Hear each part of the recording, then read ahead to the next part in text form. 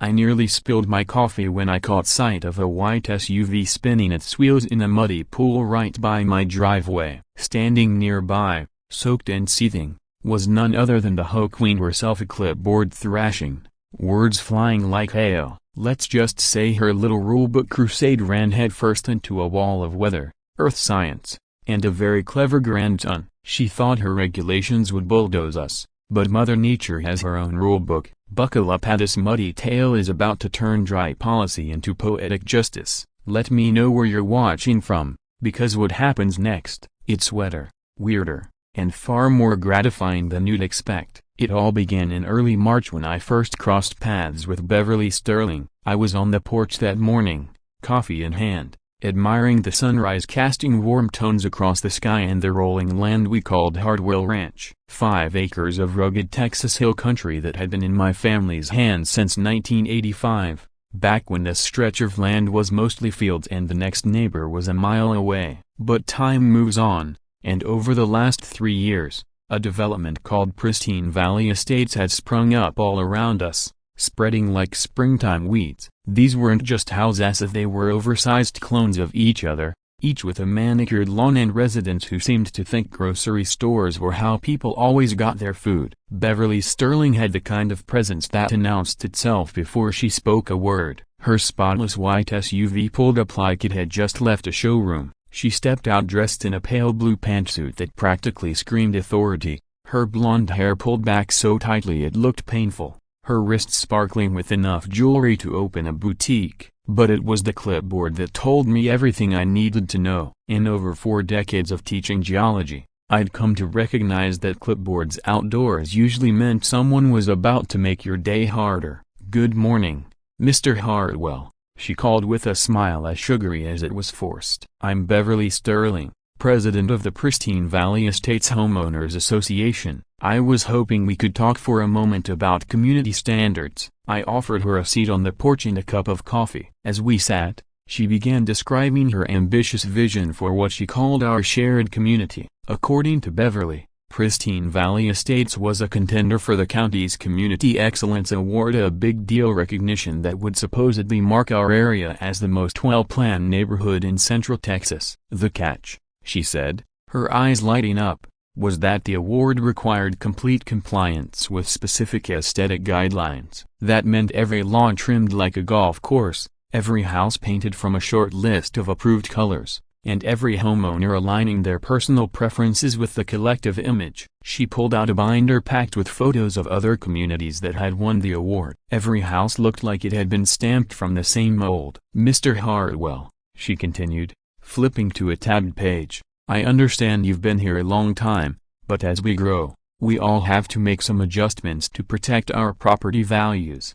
I took a long drink of coffee and gazed out at the land. Wild grasses danced in the breeze. Mesquite trees cast their shade over a few grazing cattle. Clusters of native flowers splashed the field with gold and violet. "Mrs. Sterling," I said calmly, "I respect your goal, I really do. But this land has been in my family nearly 4 decades. These plants and grasses aren't just for show, they're part of the ecosystem here. They help control erosion, support wildlife, and they've been rooted in this soil long before any of us arrived." Her smile held steady, but her fingers gripped the clipboard like a vice. "I understand your connection to the property, Mr. Hartwell," she said, "but we're all members of the same community now. The county inspection committee will be evaluating every part of the neighborhood, and unfortunately, natural overgrowth can count against our final score." She slid a formal-looking paper onto the table between us. "This is just a friendly reminder about our guidelines regarding lawn maintenance and overall visual consistency. Nothing overwhelming, just a few updates to help us all shine." I glanced at the document. It spelled out rules for weekly mowing, listed only approved plant types, set maximum fence heights, and even had instructions about where outdoor furniture could be placed. At the bottom was a note about fines starting at $50. "Mrs. Sterling," I said as I handed the paper back, "I think there's been a mix-up. This ranch was here decades before your HOA existed. These rules don't apply to my property." Her polished demeanor cracked just slightly, a flicker of steel beneath the smile. "Mr. Hartwell, I believe you'll find that any property within the community boundaries falls under these standards. After she left, I sat on the porch for a while longer, watching the SUV retreat down the road. That afternoon, I got a call from my daughter Sam. She's a real estate attorney in Austin, sharp as a tack when it comes to property law. I told her all about Beverly's visit. Even over the phone, I could practically hear her raising an eyebrow. Through the phone, Sam didn't waste time. "Dad, have you checked the property boundaries lately?" HOAs can get clever about where their authority starts and ends. Later that same day, my grandson Lucas stopped by after school, full of excitement about his new birthday gift, a camera drone. "Grandpa, can I use it to film some of your geology demos from above?" My science teacher said aerial shots would be great for my erosion project. I chuckled and tousled his hair. "Absolutely, buddy. In fact, I think we might get some fascinating water movement footage real soon." That night, I had a nagging feeling. Beverly Sterling's visit didn't feel like a one-off, it felt like the beginning of a longer campaign. As I lay in bed listening to the familiar sounds of the ranch, I kept thinking about water. I used to tell my students, water always finds a path, and sometimes, that path surprises everyone, even the water itself. Exactly 7 days after Beverly's visit, a second notice arrived. This time it came by hand, delivered by a young man in a uniform that looked a little too official for what it was. He introduced himself as Officer Derek Phillips, late 20s, fit in a gym-goer kind of way, but something told me he hadn't done much heavy lifting outside the weight room. His crisp outfit was decked out with patches and shiny badges meant to impress, but none were from any agency I recognized. "Good morning, Mr. Hartwell," he said, standing stiffly at attention. "Mrs. Sterling asked me to personally deliver this compliance notification and perform a brief inspection of the property." This letter was a step up in formality on official whole letterhead and loaded with legalese about violations and escalation procedures. It claimed the natural grasses on my land exceeded allowable height, my mesquite trees hadn't been trimmed according to neighborhood specifications, and my weathered fence posts clashed with the prescribed appearance standards. The initial fine was $50, with future penalties doubling each time. But what really caught my eye wasn't the fine print, it was the signature at the bottom. Beverly had signed not only as HOA president, but also under a new title,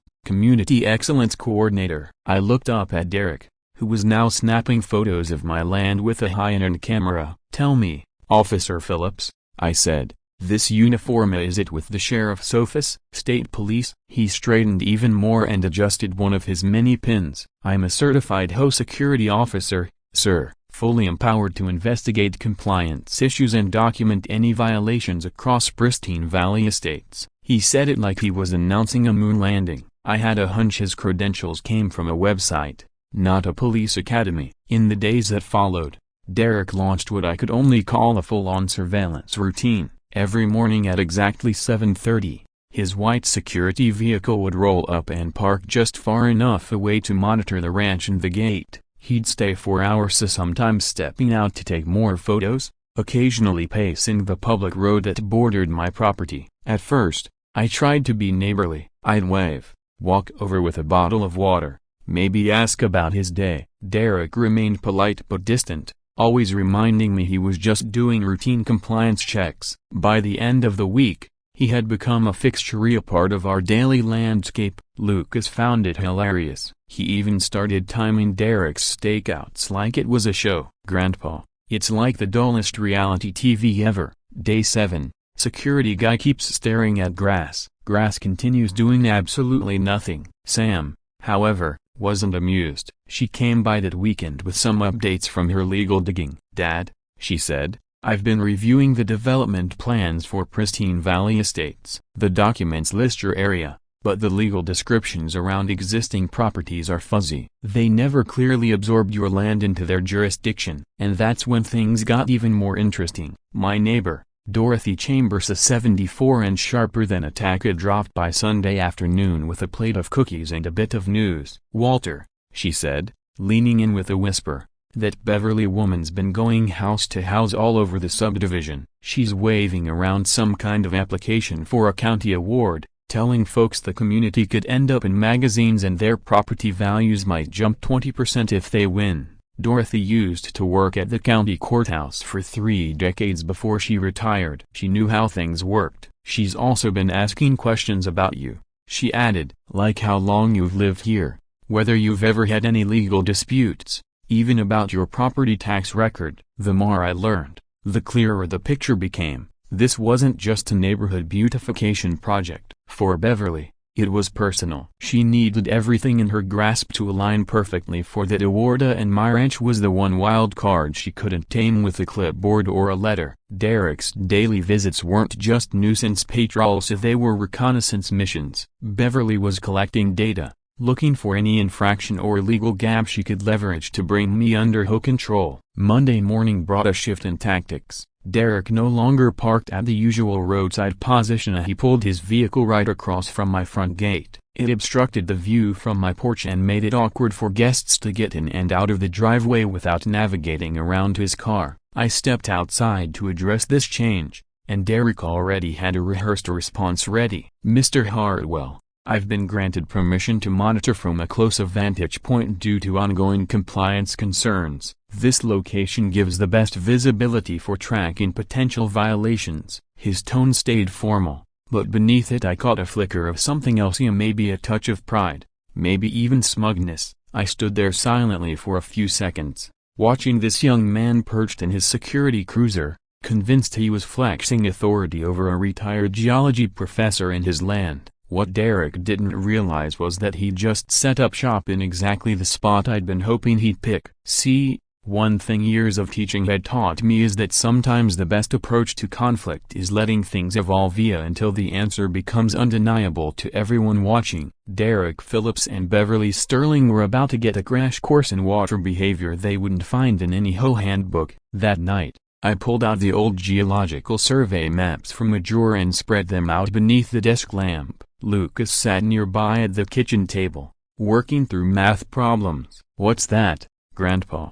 he asked during a break. "Just going over some old drainage patterns. This land's got some interesting hydrology, might be perfect for your project." Later that evening, Sam called with updates from her research. "Dad, I tracked down the original survey documents from when you bought the ranch. The boundaries are solid, and guess what? Derek's new parking spot, he's on your land." I thanked her, already smiling. Some lessons serve more than one purpose. By the time Derek had been parking there for 2 full weeks, I decided it was time to put that knowledge to use. As a former geology professor, my favorite lessons were always the practical ones: how water shapes the land, how soil affects drainage, how to read nature's intentions like a blueprint. Derek and Beverly were about to get a demonstration they wouldn't forget. I hauled my old surveying gear out from the garage. Lucas was enthralled by the equipment, especially when I explained how geologists used it to read the lay of the land. "Are we going on a treasure hunt?"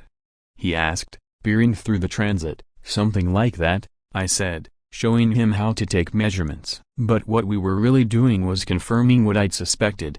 Derek's daily parking spot was sitting directly in a natural runoff channel, one that had gone dry during the recent drought. Mrs. Chambers became a key ally during this phase. During one of her afternoon cookie drops, she let slip another interesting tidbit.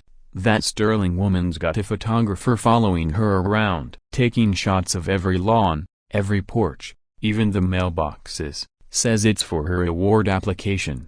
She told me she's even trying to get newer residents to sign a petition backing her nomination. That clinched it. This award wasn't just a community pride project, it was Beverly's platform. A clean, compliant neighborhood was her ticket to political credibility. And my old ranch, with its wild mesquite and non-standard fencing, was the one blemish she couldn't photo edit away. By now, Derek's routine had become so predictable it was almost theatrical. Like clockwork, he'd arrive at 7:30 a.m., park in his usual spot, and spend the first hour snapping pictures of my property from different angles. Then he'd settle in for what he called compliance observation. Lucas, meanwhile, had taken it upon himself to turn Derek into a case study. Day 14, he narrated, notebook in hand. Subject arrived at 0730, photographed mesquite tree for 6 minutes. Appears to be documenting the complex life cycle of grass. Behavioral patterns remain consistent. Subject still boring. While we documented Derek,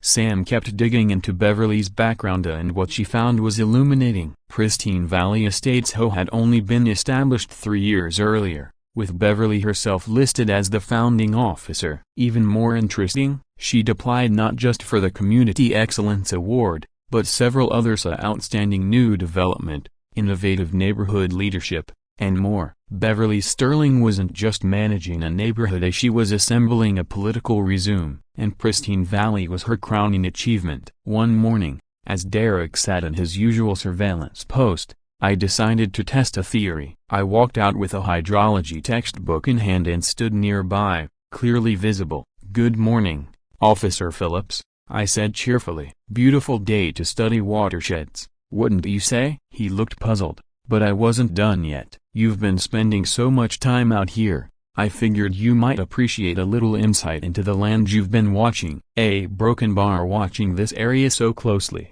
"I figured you might appreciate the geological features," I told him. "This whole region has some fascinating drainage dynamics." I opened the book and pointed to diagrams showing how elevation shifts affect water flow. Derek politely declined to examine them too closely, but I caught the flicker of curiosity in his eyes. The following day, I made my work even more visible. I brought out a stack of old field notebooks and spread them across the front porch where Derek could easily see them. I flipped through charts of water pathways and elevation gradients, ensuring they caught his eye. Eventually, as expected, Derek wandered over, brows knit in mild suspicion. "What are you working on today, Mr. Hardwell?" "Just going over some hydrology notes I compiled years ago," I replied, showing him a detailed topographical map. "This land's full of interesting features. These elevation changes, for example, create natural drainage channels. They're practically invisible during dry spells,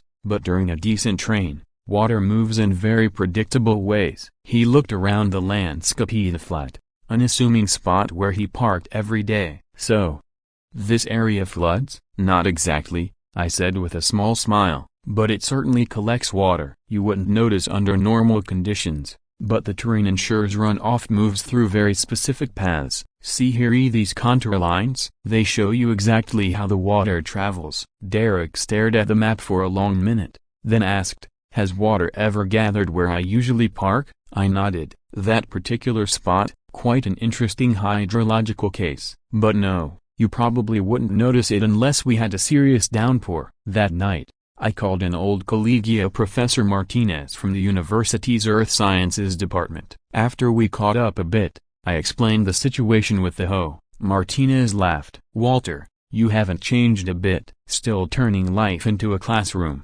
whether anyone asked for it or not." We talked about some of the teaching methods we used over the years, especially those that helped students visualize water behavior. He reminded me that the most impactful lessons were the ones delivered during real weather events. Encouraged, I started checking local weather forecasts with a bit more interest than usual. Sure enough, the meteorologists were calling for a major spring storm later that week. The kind of rain that dropped several inches in a matter of hours. Perfect. This wasn't just an opportunity, it was an ideal case study in action. As Derek continued his daily surveillance, I quietly prepared what I called Project Hydrology. Lucas, however, insisted on calling it Operation Soak the Spy. What made geology so reliable was its predictability. Water doesn't argue, it follows the laws of physics. Elevation and terrain determine its path. All I had to do was wait and let nature do the rest. There was just one more piece I needed. Lucas had been learning to pilot his drone and had gotten quite good at aerial photography. One evening,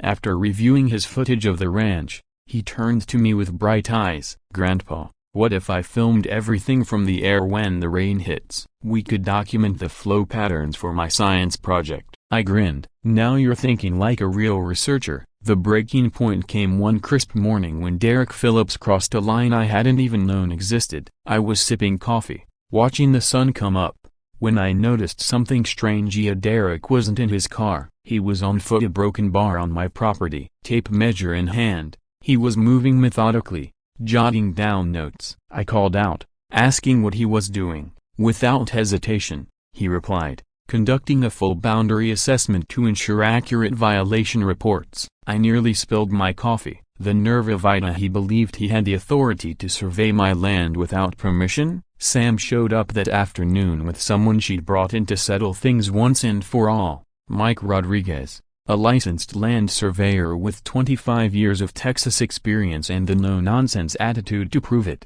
As Mike unpacked his equipment and took careful measurements, he shook his head in disbelief. "Mr. Hartwell, your friend over there has been parking about 15 feet onto your land. That's not a gray area. That's outright trespassing." He showed us the original boundary markers, some dating back to the 1800s, others modern ones installed when I purchased the property. The evidence was undeniable. When Derek returned that afternoon and began setting up his camera equipment, I was ready. I strolled over, holding the freshly printed survey report. "Officer Phillips," I said, keeping my tone firm but polite, "I've got something you'll want to see. According to this professional land survey, your usual parking spot isn't just close to my property line, it's well inside it, by about 15 feet. Derek's brows drew together, his expression shifting from confident to defensive. I was under the impression I was within HOA-designated boundaries. Derek stood his ground,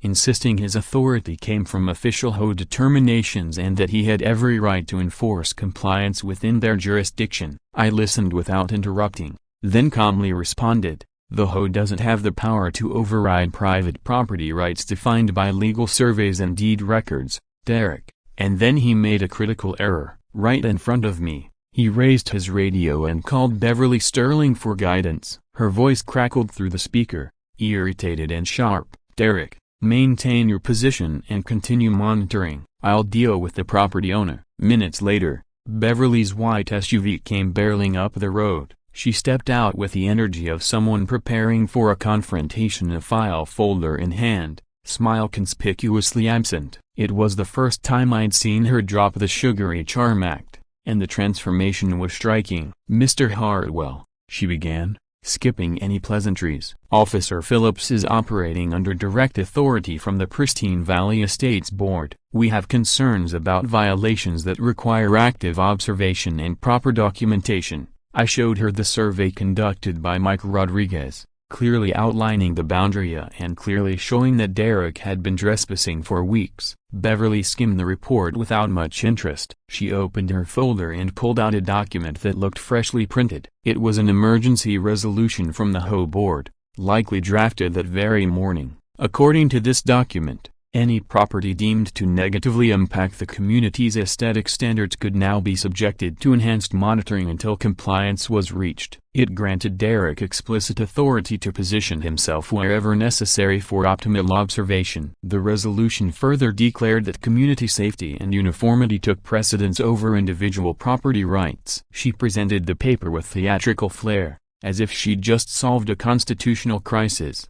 I took my time reading it while both Beverly and Derek stood waiting for a reaction. It was certainly bold and creative, but it had a glaring flaw. "Mrs. Sterling," I said evenly, "this is a rather unique interpretation of HOA powers. However, this resolution was passed just yesterday. Derek's been parked on my land for weeks. You can't retroactively authorize trespassing." Her polished section 8 cracked. For the first time, her frustration and stubborn resolve were fully visible. What happened next caught even me off guard. Beverly Sterling, head of the HOA and self-declared protector of Pristine Valley's perfection, launched a full-scale campaign against me and my family. She informed me flatly that Derek would continue his surveillance, that any new violations would be documented and fined daily, and that the HOA was exploring legal avenues to restore community standards. Almost as an afterthought, she added that she'd already contacted county officials about potential environmental risks on properties that didn't align with updated safety codes. That night,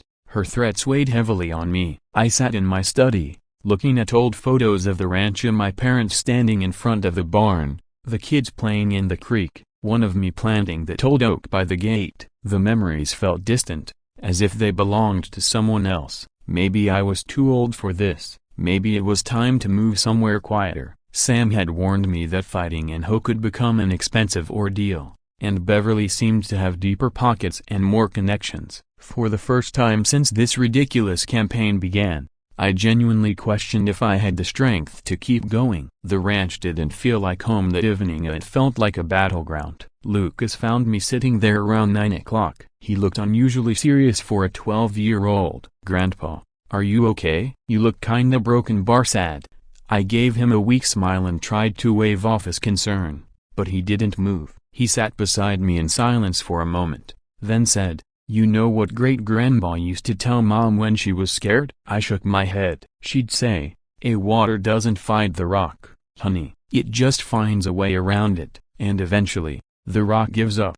Mom told me that when I was scared about the kids at school. I looked at his earnest little face, and something shifted inside me. My mother had been a wise woman, and somehow, Lucas had channeled her wisdom right when I needed it. He was right. I didn't need to fight Beverly Sterling. I just had to outlast Kira and let nature do the rest. "You're absolutely right, kiddo," I said, pulling him into a hug. Great-grandma knew what she was talking about, and I think it's time we get started on that water flow project you've been so excited about. That was the moment it all came back into focus. The beauty of science is that it doesn't take sides. Water flows downhill, clay holds moisture, sand drains fast. These aren't opinions, they're observable truths that have shaped the land for millions of years. As I prepared for what Lucas had dubbed Operation Soak the Spy, I reminded myself, I wasn't building anything new or artificial. I was simply helping the land reveal the truth it already held, awaiting for the right rain to bring it to the surface. The underground water patterns I remembered from past storms were already in play, just temporarily masked by the drought. But now that I'd made up my mind,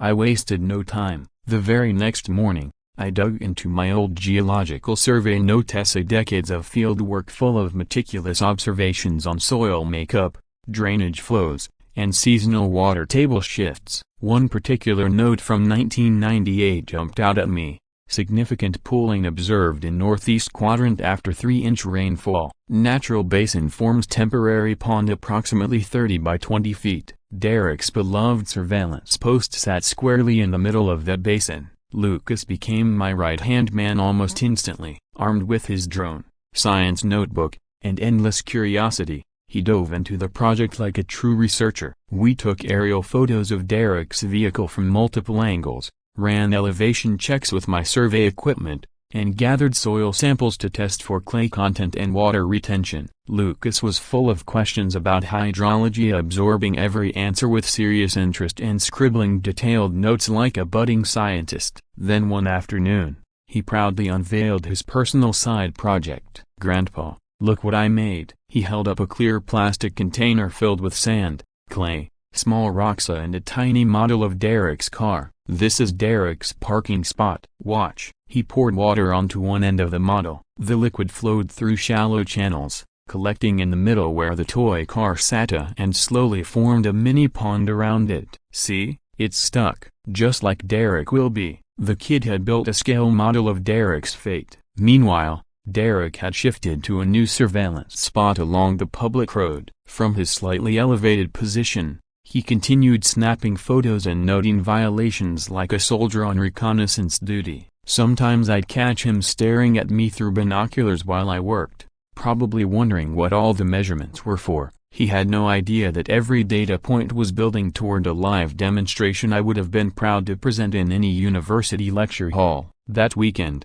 Sam showed up with a full briefcase and fire in her eyes. She'd been digging through whole legal precedents and brought news, some good, some not so good. "Dad," she said, opening a folder, "I found multiple court rulings where hoes were slapped down for overreaching in the name of aesthetics. If Beverly keeps pushing this, we've got case law on our side." But then her tone shifted. "She's also been poking around at the county level at property taxes, environmental compliance, zoning restrictions. She's looking for any excuse to hit you from another angle." It was clear Beverly wasn't going to give up quietly. She was escalating. And then the opportunity I'd been waiting for arrived in the form of a weather alert. A major storm system was moving in from the west. Meteorologists warned of sustained, heavy rainfall and the potential for flooding in low-lying areas. This was no afternoon drizzly, it was a full-on hydrological event. I spent Monday evening double-checking my drainage models and runoff predictions. Everything pointed to the same conclusion: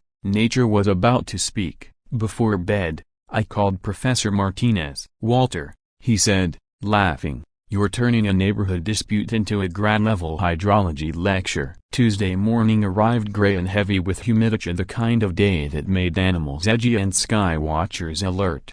Derek showed up at his usual time, but this time he came prepared, umbrella in one hand, coffee thermos in the other. Clearly, he intended to ride out the storm from his post. Around 10 o'clock, Beverly herself drove past slowly, phone in hand, gesturing toward my house. She was likely coordinating with Derek or feeding updates to her board. By afternoon, the wind had picked up and the air smelled of incoming rain.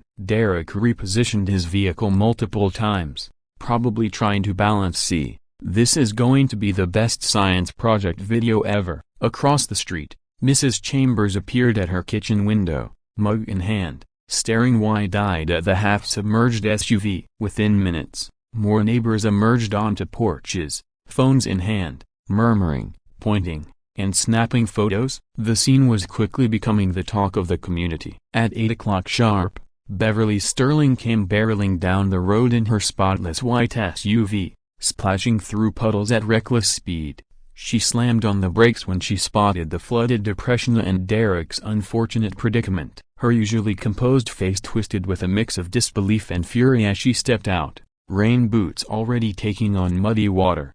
She slogged toward the edge of the basin, designer suit now visibly soaking up the brown runoff. "Derek, what is this?" she shouted, voice rising. "How deep is it? Why didn't you move the car?" From the partially cracked window, Derek responded with all the enthusiasm of a soaked, stranded man under pressure. "Mrs. Sterling, the water came up fast during the night. I tried starting the car, but it's stuck in the mud. I've already called for a tow truck and they said it'll be at least 2 hours. The moment felt ripe. I poured myself a thermos of coffee, slipped into my boots, and strolled down the drive wearing an expression suited to acts of God and academic fieldwork. "Good morning, Mrs. Sterling." "Officer Phillips," I said with cheerful sincerity. "Quite the practical demonstration in local hydrology we're witnessing, wouldn't you agree?" "Everyone okay in there?" Beverly turned slowly toward me, her expression contorted into something between fury and dawning comprehension. Her carefully curled hair was frizzing in the damp air, and her tailored suit now bore a growing tide mark of reddish-brown mud. "Mr. Hartwell," she said coolly, voice taut with suspicion, "I suppose you're going to claim this is just a natural occurrence." I opened my well-worn field notebook and flipped to a page dated 1998. "As a matter of fact, yes," I said. "This is precisely what I would expect after a storm of this magnitude. This depression has served as a run-off basin during major storms for decades. I've got the documentation to prove it." I handed her the notebook, opened to my annotated diagram and hand-measured datasets. Her eyes narrowed as she examined the page. Meanwhile, Lucas had launched the drone and was circling the area, capturing aerial footage of the pooling water and the stranded vehicle in crisp 4K resolution. "Grandpa, this is amazing. From up here, you can see the entire drainage path exactly how you explained it." Beverly looked up sharply, startled by the humming drone overhead. "Is that child recording this?"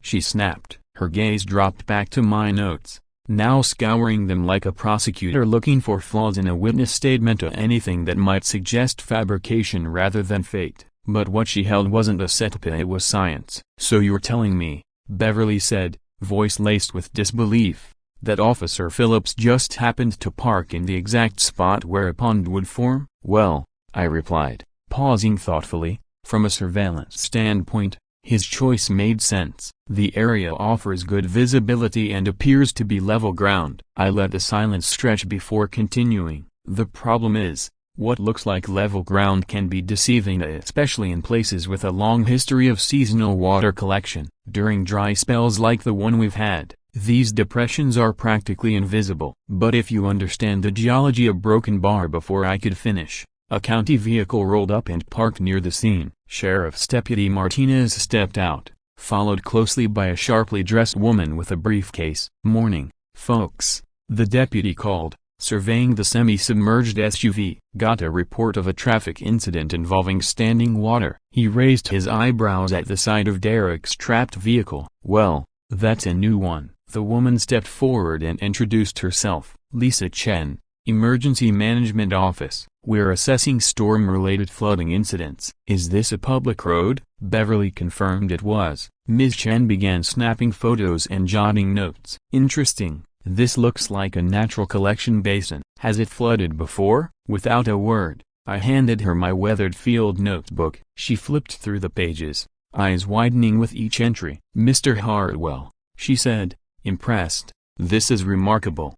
Are you aware the county is in the process of updating our stormwater management guidelines? This is exactly the kind of historical data we need to better understand flood behavior." Beverly's face had gone pale. "I don't understand," she said quietly. "This is a planned community. How is this even possible?" Ms. Chen looked up from my notes. "Ma'am, are you the HOA president?" "I am." "Then we should probably talk about compliance. From what I'm seeing here, this natural water catchment should have been preserved during development and not paved over or ignored." Back at the center of attention, Derek was still trying to free himself. He turned the key again, and the engine roared to life only for the tires to spin helplessly in the mud, kicking up sprays of water and drawing chuckles from the growing crowd of spectators. "Maybe try swimming for it," someone called out, prompting a wave of laughter. Around noon, the tow truck finally arrived. What followed was less a rescue and more a small-scale spectacle. Lucas documented every moment with journalistic enthusiasm,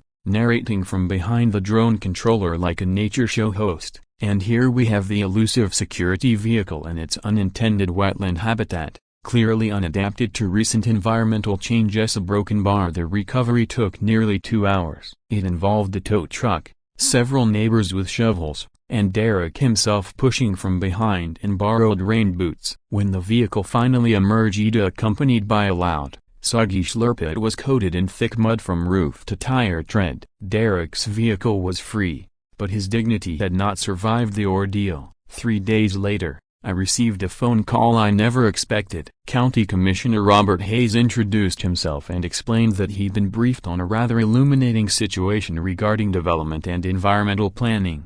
Apparently, Ms. Chen's report and Lucas's drone footage had made their way to the county leadership. "Mr. Hartwell," the commissioner said, "we're currently overhauling our community development guidelines to better integrate natural drainage systems. Your long-term documentation is exactly what we've been missing." While I was being asked for consultation, Beverly Sterling found herself busy doing damage control. She had contacted multiple county offices likely intending to file complaints but instead found herself on the receiving end of pointed questions about Pristine Valley Estates' compliance with stormwater regulations and overlooked environmental assessments during the original development. When Commissioner Hayes and his team arrived the following Monday, they brought quite the entourage: a state environmental representative, a hydraulic engineer, and a reporter from the county paper. Sam took the day off work to be there, and Lucas, brimming with pride, had prepared a presentation complete with drone footage and before and after images of Derek's ill-fated mission. Commissioner Hayes was especially intrigued by my records of local water behavior. As we walked the property,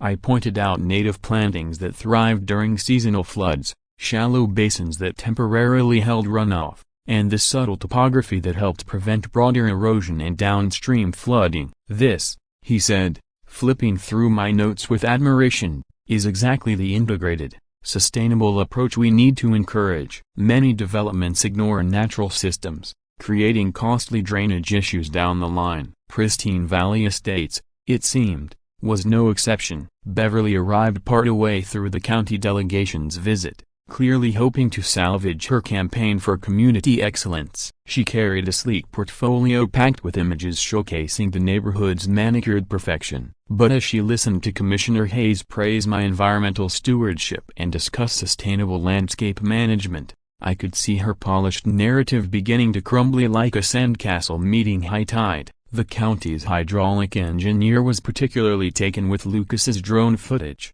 "This video clearly outlines the natural flow patterns," he said, pointing at the screen. "See how the water channels align with this terrain. This is a textbook case of how development should integrate with natural systems and not fight against them." When Beverly attempted to steer the conversation back toward her talking points, Commissioner Hayes politely but firmly cut her off. "Mrs. Sterling," he said, "I'm afraid we've received troubling reports regarding your nomination. Several complaints have come in about potential drainage violations within your development. It appears that, during original construction, natural water channels may have been altered or paved over without proper permits or environmental review." Ms. Chan stepped forward, holding a thick folder. "Our investigation confirms multiple discrepancies," she added. "The original site plans identified natural drainage paths that were diverted or erased during construction. Mr. Hartwell's records, spanning decades, clearly show these channels have always been active." The journalist from the county paper,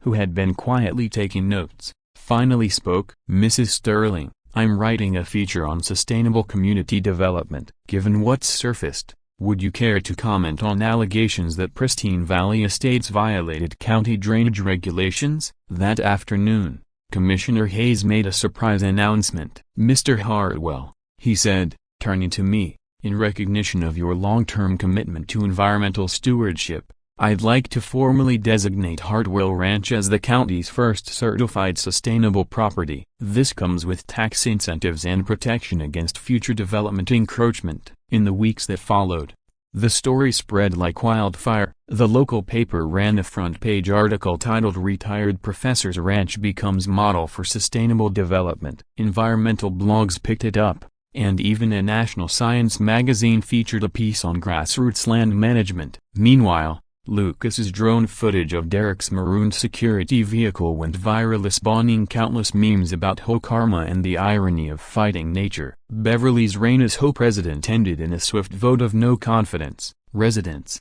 inspired by the county's praise for sustainable practices, began rethinking the HOA's rigid aesthetic rules. During the board meeting that sealed her fate, one homeowner stood up and said, "Maybe instead of trying to make everything look perfect, we should learn from Mr. Hartwell about working with nature." By fall, Beverly had quietly sold her home to a young family excited about joining what was now being called an environmentally progressive neighborhood. Even Derek Phillips had a change of heart. He enrolled in environmental science courses at the community college and admitted, "Turns out there's way more to land management than I ever realized." 6 months later, Commissioner Hayes announced the county's adoption of new development guidelines. All future planned communities would be required to undergo environmental impact assessments. Properties demonstrating sustainable land practices would now be eligible for certification through a new environmental excellence program. Under new leadership, Pristine Valley Estates became one of the first neighborhoods to apply. Now,